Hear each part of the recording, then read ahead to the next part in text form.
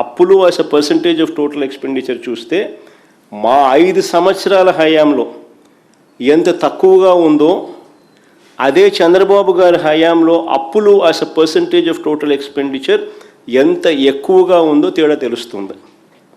అంటే మా హయాంలో ఇంకా కోవిడ్ లాంటి విపత్కర పరిస్థితులు ఎదుర్కొన్నాం.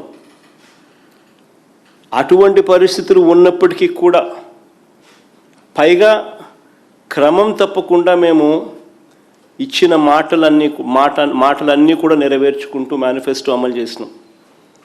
అలాంటి డిసిప్లిన్ చూపించిన పరిస్థితులు కూడా మాలో ఉన్నాయి. ఇలాంటి పరిస్థితుల్లో కూడా ఒకసారి గమనిస్తే